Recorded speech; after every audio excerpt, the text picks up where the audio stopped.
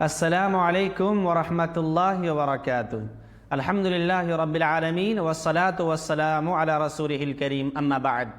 محترم ناظرین، آج میں آپ لوگوں کی خدمت میں ایک اہم حدیث لے کر آیا ہوں۔ صحیح مسلم کی روایت ہے، اللہ کے رسول صلی اللہ علیہ وسلم نے ایک موقع سے فرمایا، یا معشر النساء تصدقنا واکثرنا الاستغفار فانی رأیتکن اکثر اہل النار۔ فقالت امرأة منهن جزلة وما لنا يا رسول الله أكثر أهل النار؟ قالت تكسرن اللعنة وتكفرن العشير۔ اللہ کے رسول صلی اللہ علیہ وسلم نے فرمایا، اے عورتوں کی جماعت، تم لوگ صدقہ کیا کرو اور زیادہ سے زیادہ توبہ استغفار کیا کرو۔ کیوں؟ اس لیے کہ میں نے جہنم میں تمہاری تعداد زیادہ دیکھی ہے، جہنم میں عورتوں کی تعداد زیادہ دیکھی ہے۔ تو صحابیات میں سے ایک سمجھدار عورت نے کہا، ایک اللہ کے رسول صلی اللہ علیہ وسلم کیا معاملہ ہے؟ عورتوں کی تعداد جہنم میں زیادہ کیوں ہے؟ تو اللہ کے نبی صلی اللہ علیہ وسلم نے علت اور وجہ بتائی، دو وجہ بتائی کہ عورتیں جہنم میں زیادہ کیوں ہوں گی۔ دو وجہ ایسی بتائی جو جہنم میں داخل کرنے والی وجہ ہیں۔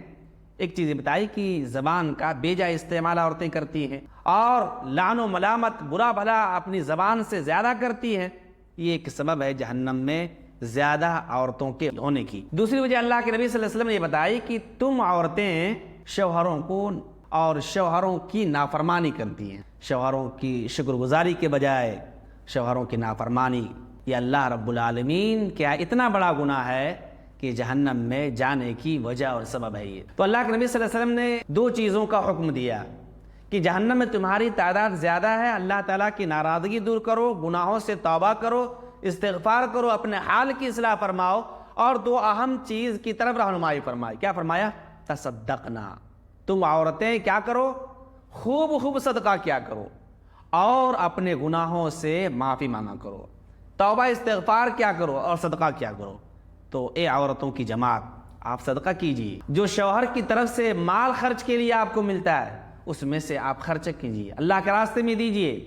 جو اپنے طور پر آپ مال حاصل کرتی ہیں اس میں سے بھی اللہ کے راستے میں خرچ کیجیے، اور اللہ کے راستے میں خرچ کرنے سے بخالت سے کام مت لیجیے، بخیلی مت کیجیے۔ یہ اللہ کی ناراضگی کو دور کر دیتا ہے اور اللہ کے غضب کو دور کر دیتا ہے، اللہ کے غصہ کو ٹھنڈا کر دیتا ہے۔